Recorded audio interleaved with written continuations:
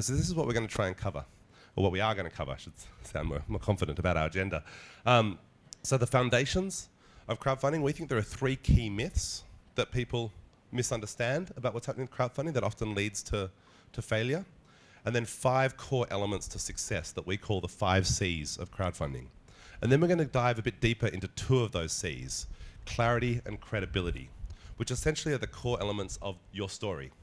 On build, we'll go through the other 3 C's, which is communities, channels, and courage, because they're essentially aspects of your outreach plan. So today we're focusing on the what are you raising funds for, and build will get into the how are you pitching it, how are you sharing it, who are you telling it to. But we'll cover enough of the 5 C's today that if you wanted to, that you would be able to go and I think implement some of that yourself. And then we'll have a bit where we focus in a more focused way on rewards as a specific tool of encouraging support in crowdfunding, and also storytelling as, of course, the heart of any fundraising. People who choose to crowdfund because they think it's an easy way to raise money are almost guaranteed to fail because they haven't kind of set themselves up. They're not ready to do the work that is required to succeed. It's certainly not easy. But it does create some additional benefits beyond money as well. And these benefits are equally as much as the money can be what's really valuable for small organizations or new projects in terms of helping you build a community of supporters who will then hopefully stick with you as you go through that journey and will contribute again and be your kind of fans and advocates. And so it's really important that you know that success is in fact not the norm in crowdfunding. Success is the exception. This was a major article in Entrepreneur magazine in the US about 18 months ago. It said less than a third of crowdfunding campaigns reached their goals. Now, in fact, of the platforms that they surveyed, and I've taken the liberty of adding us to their graph, but of the ones that they originally looked at, none of them, in fact, have a 1/3 success rate. The closest is Kickstarter with 31%. And so those misconceptions are the idea that crowdfunding is new, automatic, and focused on crowds. So first of all, crowdfunding is not new. I really like this. You know, in a way, crowdfunding is as old as human community. This you probably recognise, the Statue of Liberty.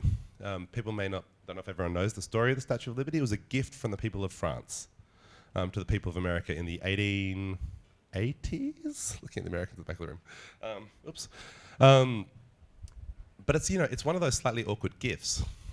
I'm talking about like that giant block of concrete she's standing on. That thing won't pour itself. It cost $100,000. That's a lot of money in the 1880s. And so the government of New York said, we're not paying it. We have better things to spend our money on than this giant French statue. And so the people who wanted it went to the traditional philanthropists, the rich families, and said, how about it? And they weren't interested either. They're like, not even sure we like the French. Don't know if we want this statue. And so Joseph Pulitzer, who really did want to see it go ahead, in desperation put this ad in his newspaper, the News of the World, which I believe became then the New York Times. The unfinished pedestal, what shall be done with the great Bartholdi statue? That was the sculpture. And they need $100,000, or can't start. And in response to that ad, 120,000 people sent in on average 84 cents each to fund the project, including, it gives a shout out here even, a generous lady paid $130. That's a big donation in the 1880s. And this is why the Statue of Liberty is in New York Harbor today, because the people of New York crowdfunded it. And so this is still what's happening. What are the basic dynamics here? First, you need a really interesting, catchy story. In this case, the opportunity to put a giant statue in the harbour. Then you need a delivery mechanism to get your story out there. In this case, a newspaper. Then you need a method to bring the money in. What's the word I want? I don't know, like a donation channel. In this case, the postal system, using checks. Those are still the 3 things you need.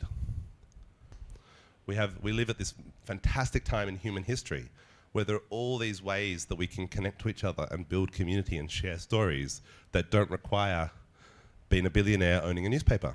There are people with Twitter accounts or podcasts that have more listeners and readers than the News of the World had in the 1880s.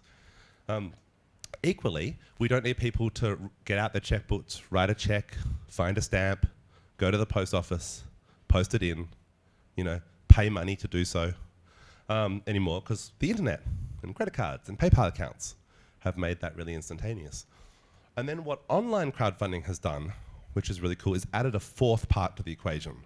So story, delivery mechanism, retrieval mechanism, and now there's a sharing mechanism as well, which this didn't have. You know, once you wrote your checkbook, you probably didn't then sit down and write another 10 letters to your friends suggesting that they want to chip in as well. And that's really powerful. That's the peer-to-peer element that can really make crowdfunding pop, is that it's not just on you to share it. You can harness your community and your supporters to share it for you as well. But it's really important to understand that these basic dynamics, these underlying principles, haven't changed. You can't get away with not having a compelling story, with not working to get it out there, with not making it easy for people to give funds back. The second idea that people have is that crowdfunding is automatic. People mostly don't go looking for things to give money to.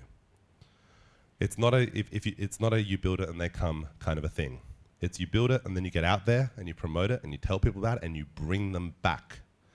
So the better analog for a crowdfunding platform isn't something like an Airbnb or a Grab. It would be something like WordPress. 20% of all the world's traffic goes to WordPress sites. Isn't that amazing? But if you set up your website using WordPress today, how much of that traffic do you get tomorrow? None of it. Zero. No one even knows your website exists yet. No one's trawling through WordPress just looking for newly launched sites. WordPress represents an excellent piece of access to a set of technical tools that you can use without technical skills.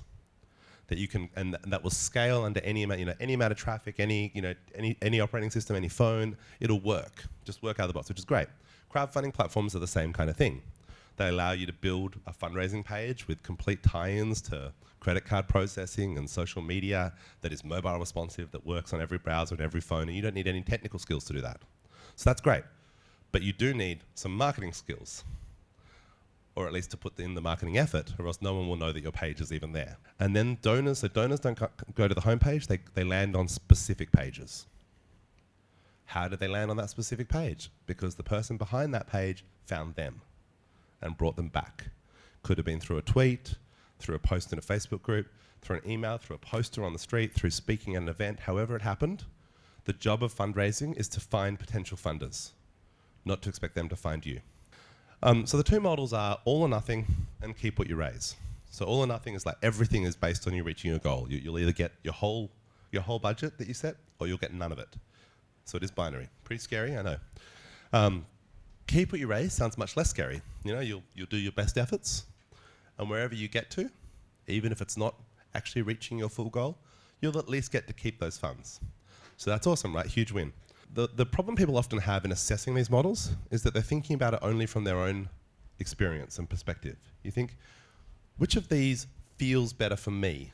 As the funder, you go, gosh, all or nothing, that seems pretty intense and scary. I don't know if I'm up for that. And also, I can't bear the thought, and this is totally understandable, by the way, but people's minds rebel against even the possibility that you could come to this workshop, put all the work into designing your campaign, launch it, spend 30 days running it, and then the possibility that you could end up with nothing as a result of that, that's just unbearable, right? Totally get that. But all of that is from your perspective, and it's important to realize that the world doesn't care about your feelings. Your job is to care about the world's feelings as a fundraiser. What matters is not what's scary or risky for you, but what feels scary or risky for them. And so we have to, as fundraisers, constantly put ourselves in people's shoes. And it's hard for people to do this. Often you see a lot of, particularly small NGO, people doing really important work. But the fundraising story is all about how much they deserve funds from a donor point of view. What matters is kind of what they care about, not just you and your experience, but rather the impact that you're creating and the people that you're inviting along that journey with you. And so from the donor perspective, the risk is actually in reverse. All or nothing suddenly feels really kind of clear and non-risky for me, because I have total clarity on the outcomes with my money. Either you'll have enough money to do the actual thing you got me excited about in the first place, in which case, fantastic, I want you to have my money. Or you don't have enough money to do that thing anyway, in which case, I want my money back. Because what's even happening with it? This idea that you could end up with, let's say, 15% of your goal, which doesn't allow you probably to do hardly any of the things you described, creating any of the sorts of outcomes you promised me as your potential donor, but you're going to keep my money anyway? That feels really risky to me. There's like this big risk that my money will go towards who even knows what under that. And people don't like funding things where they don't know what is going to happen with their money. And so what's powerful with all or nothing, if you can overcome, it is genuinely more stressful for you for sure. But if you can overcome that, you reduce the stress, you reduce the kind of complexity for your donors, because I don't have to think about all these kind of middle of the ground outcomes. If you have 20% of your budget, what does that do? If you have 40%, what does that do? If you have 60%, I don't have to deal with all of that. You'll either be able to just do the thing, or you won't. The key thing to think about is, first, who are you raising money from? If you're raising money primarily from an already cultivated community, people who already know you, people with whom you have high credibility, then keep what you raise is fine. You know, they're not that worried. You get 60%, they know you're going to do the right thing with it. They trust you with that, and you'll do the best job you can, and they just want you to have their funds. But if you're raising money from brand new people who have not heard of what you're doing, and now you're pitching them your specific project, creating that greater guarantee is important. Also, the project itself. Does it work at any scale, or does it actually have a specific amount of money it requires? The Statue of Liberty couldn't have been erected with 3/4 of the budget. You couldn't build 3/4 of the base, or half the base, or a quarter of the base. It was literally either $100,000, the whole base, and the statue goes in, or nothing. And so does your project have that kind of real-world tipping point, or does it work on any scale? The 5 C's of successful crowdfunding. You need some combination of all of these. There are different ways of achieving that, but you kind of need all of them. Clarity, credibility, communities, channels, courage. So clarity, obviously, is the ability to convey what you're doing in a way that I can understand. Actually, not understand. Understanding is not, in fact, enough. It's got to be so clear that I can see it. People can't fund what they can't see. So your job, as much as possible, is to show people what it is you're trying to do, and to articulate that with such a level of clarity that even in the course of a minute, I can get kind of a mental snapshot of what that can look like. That's the level of clarity we're aiming for. So clarity is what helps me understand what you're trying to do. Credibility is what allows me to believe you. If you have no credibility, it kind of doesn't matter what your story is, because I'm instantly going to dismiss it. The world is busy, and people have kind of a low tolerance for new information. And so credibility is kind of what signals to people, this is worth stopping and taking in. There's something real here that I want to understand better. And we have a whole formula for how you convey credibility that we'll get to just a little bit later. Then communities is deciding who you want to tell that story to. So communities is short for carefully chosen communities. It's not random. You know, you only have so much time, so much effort. You've got this story, you have the credibility you need, but you're not going to tell every citizen of Hong Kong about your project in the next 30 days. It's just not possible. So which fraction of the citizens are you going to try and get it to? Then channels is how. If communities is the strategy, channels is the tactics. How are you going to get your stories to those specific chosen communities? And then courage is what you need to get out there and do that. You know, that it does take courage. It can be scary to step up in public and to put a dream out there into the world, to risk public failure. All of that stuff takes real courage.